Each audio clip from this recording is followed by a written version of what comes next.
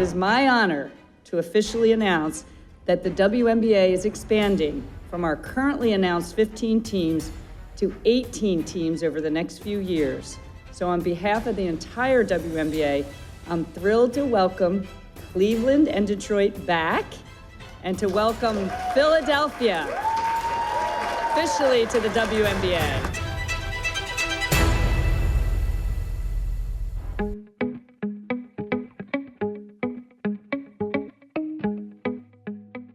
Why these three cities of all of the different cities that put in bids? Right, well, we look at a lot of different factors: the demographic, the psychographic, current W fandom, corporate partners like Fortune 500 and Russell 1000 companies based there, arena, practice facility, player experience. I mean, there's literally like a Rubik's Cube of 25 different criteria we looked at.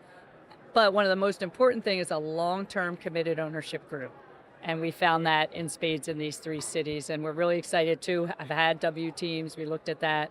And then Philadelphia, of course, being such an iconic basketball city. Right. You added Golden State this year. You've got 2 more teams coming next year. 3 more teams announced today. Are you concerned at all that maybe this is moving too fast? Well, we balanced it through the end of the decade. That's why we put these 3 out there, 28, 29, 30, because you have to evaluate the talent coming in. I mean, we've had 2 amazing rookie classes where these rookies are killing it this year and they did last year. The international pool is huge. There's a lot of great players that get waived or cut from rosters, so I'm not worried at all. But we did evaluate that. That probably took some time to figure out what's the right number for now through the end of the decade, and that's why we went with the 18. Yeah, I'm curious on that front. Is part of the bet here that the growth and the momentum behind women's sports at the college level and potentially NIL and sort of the branding of it is going to increase the level of play in draft classes in the next 5 years or so, that where the overall talent level will just continue to rise? Oh, absolutely. I mean, every city I go to, I get talked about around, if Cathy, you should see the U17 level of play. And I went to the McDonald's All-American game this year. These are high school seniors. A bunch of them could come right into the W today, but they have to go to college first. The talent pool coming in over the next 5 years, from what we can see, I think is extraordinary. Probably the highest level of talent, elite talent. Their training regimens, their, the way they're playing the game. I mean, there's a reason why the W has the viewership it has, because people love the quality of the game. So I think as with more talent coming in, I mean, just throw out the Juju Watkins when she recovers from her injury, Hannah Hidalgo, Olivia Miles, AZ Fudd. I mean, just the next 2 years, drafts are going to be amazing. And then from what we can see, then into the U17, it's just the talent. And then in the international ranks, I can't overstate. I think when I came into the league, 8% of our players were born outside the United States. Last year, it was 23%. And as rosters start to settle here this year, I think it's even going to be higher. So there's a lot of talent out there that doesn't get the chance to play in the W that I think that these expansion teams will give opportunities to. You look no further than Golden State this year with a Kate Martin, a Caitlin Chen, some of the international players that have come in and have huge opportunities to contribute in significant ways. You know, it struck me, I was looking at the list of the other teams that bid, and you've got Miami on that list, and Austin, and Nashville, and these are the cities that on CNBC you hear about as these sort of like up-and-coming cities, and there's tech money that's driving in. Those are not the cities you went with. You went with sort of more traditional Rust Belt cities, and I'm curious if there was something to that, or it was just more of like the committed ownership was there, and it just sort of happened to coincidentally be like that. Yeah, I think if you look at arena, practice facilities, long-term ownership groups, Fortune 500 companies. Again, these all scored very high. Some of those other cities scored high, but not as high. So I know a lot of them, there's a lot of influx of companies into some of those cities that you named, particularly like a Nashville and an Austin, which remain great cities. But these were the 3 that rose to the top overall in every category. Obviously, the WNBA has changed a lot from the time that Detroit and Cleveland had teams, but those 2 teams did ultimately move. What gives you confidence that this time around things will be different? Yeah, the league is in such a different place. The transformation we've been affecting just over the last 5 years, and some of these haven't been here for 25 years. So next year, going into our 30th year, it's a different time for the W. These are different cities too. They've transformed, as you heard them talk about, particularly Detroit. And just never having had a team in Philly. It was like the Bay Area. I said that was seemed to me a no-brainer, as did Philly, as we went through this process. And then Cleveland, Detroit, just the ownership groups are really committed, and you heard that today. The CBA is up after the end of this year. Are you confident that you guys will be able to get a deal done with the players where there will be no work stoppage between this season and next season? Yeah, we've been meeting with the Players Association often. I'm confident that we're going to get something transformational done. These things do take time. We've been through a lot of them. I've only been through one before, right when I joined the league. And so I'm confident that we'll work through it with the players and do something transformational. And yeah, you mentioned you've been through one of them. I would imagine, though, that this one's probably a little different just with the amount of attention on the surge in media rights and clearly the players wanting a higher degree of compensation than in the past. Yeah, and we're in a much different place financially than we were. We were just surviving 5-6 years ago. We're now thriving. So absolutely, I agree with the players. We're in listening sessions, we're in bargaining. And so I'm excited to continue the discussions, and we're really excited for what we've been able to transform on the business side. I'm excited for what they've done on the basketball side, so now it's just getting an agreement done.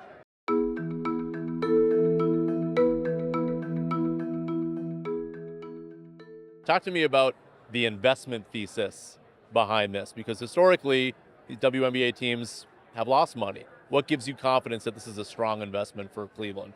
Look, I think at the end of the day, anything in the live content space is so sticky and so strong right now. And we're always guided by our chairman, Dan Gilbert. We always say, money and numbers, they don't lead, they follow. And when you look at the trajectory of women's professional basketball in the United States right now, it's going through the roof. And we only see this thing going one direction, which is hockey stick-like growth. And when you look at the greenfield opportunities around expanding the season, expanding the playoffs, expanding the league, there's so much growth that's in front of us. We can't wait to harness it and get to work. Clearly the WNBA has changed from the last time Cleveland had a team. Talk to me about how Cleveland has changed from the last time Cleveland had a WNBA team. Yeah, look, we think Cleveland is not just a city on the rise, but it's a city that's going to continue to build. And we're going to use the momentum of sports and entertainment, specifically a WNBA team, to help us program all throughout the entire season in partnership with the Cavs as well as the Guardians and all the professional teams that are in Ohio. We look forward to making this Ohio's women's professional basketball team, which is a totally different take on when we had it here the first time. And there was nothing wrong with it the first time. We're thinking bigger, we're thinking bolder, and we're thinking about how this can create a greater degree of impact for the communities we serve. You told me off camera you've been looking at this for about 2.5 years. What are some of the specific metrics or research points that you looked at that gave you confidence that this is going to work? Yeah, look, every KPI you look at around women's professional basketball right now is just growing on a compound annual growth rate like we've never seen. And so for us, we felt like we still had a chance to be an early mover on this. And so whether you look at attendance or viewership, we were fortunate enough to host the Women's Final Four in 2024, which it sold out in 17 minutes, fastest a women's Final Four has ever sold out. And so all those things give us a ton of confidence and a ton of fuel as we look forward to what we can do with creating this and making this into more of a platform for women's sports. There were a lot of bidders around this. Miami, Austin, Houston. Was this a case where you guys had to lobby the NBA and the WNBA to say we're the right fit? Or was it sort of vice versa, where they came to you and said, you know what, we think Cleveland is the right home for this? Yeah, we always say our goal is to take Cleveland to the world, and so we think that this is a step in that direction. For us, we lobbied very hard. We worked very hard on this bid. We had a great group of people that were focused on making an impact, and whenever you have somebody like Dan Gilbert in your corner that pushes you to dream and dream big, these are the things that can happen. We can compete with all those cities you mentioned, and we think this is very symbolic of that for Northeast Ohio.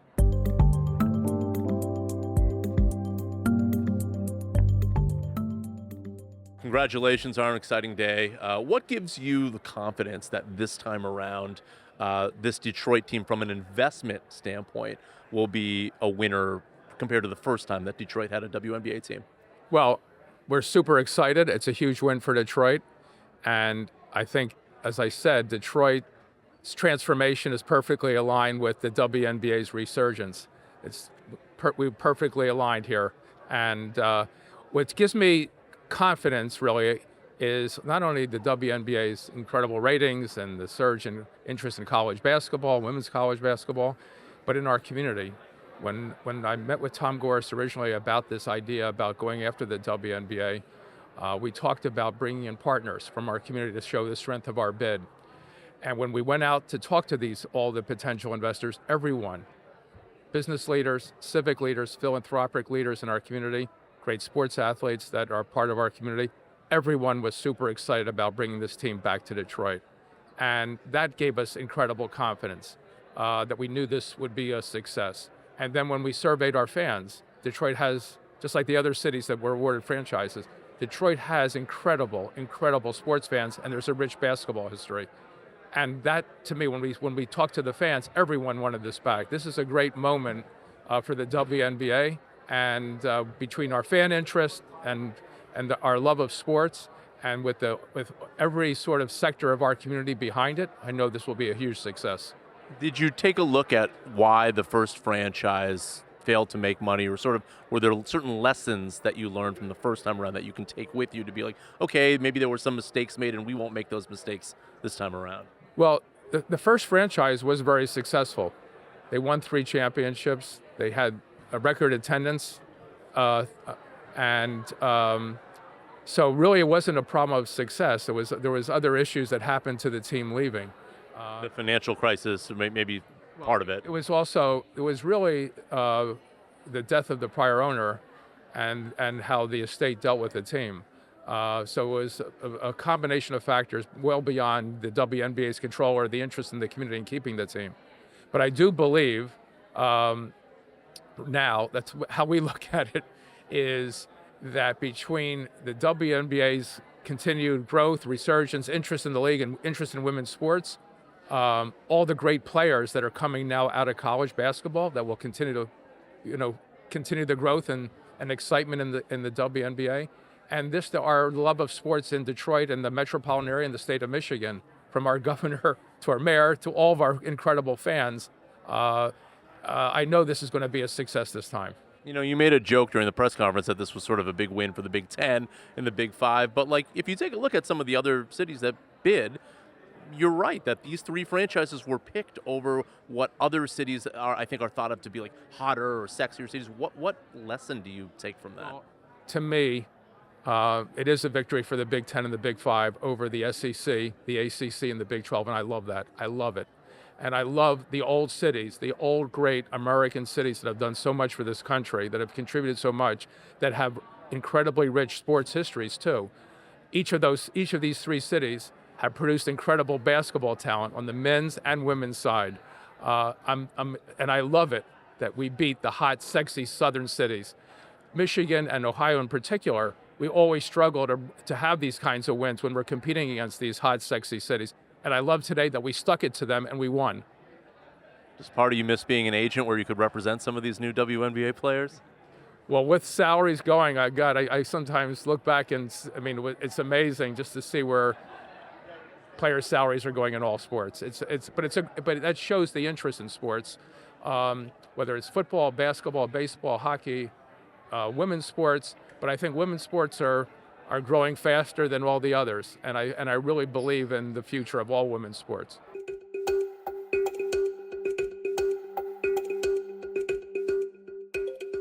Exciting day for you, Josh. Sure.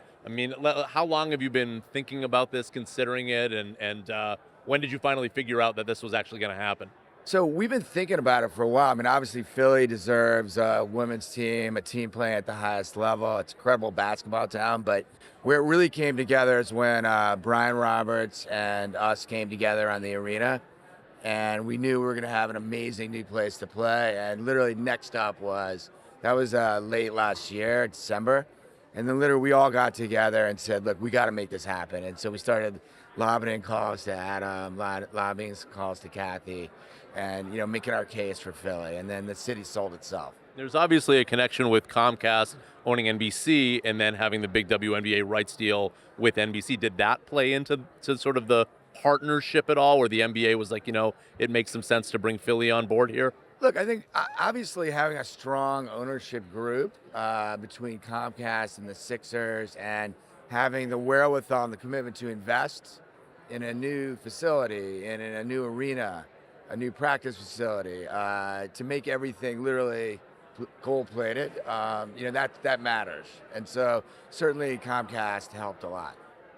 Talk to me about the investment thesis behind this, right? Because sort of the there's clearly growth in the WNBA, but the skeptic says, well, maybe it's Caitlin Clark related and maybe it's a one-off and it will dip down. What gives you confidence that this is not a one-off and that the growth will continue for years to come? Well, first off, it's my pleasure to do this for the city. I mean, honestly, to be able to inspire millions of girls and millions of women.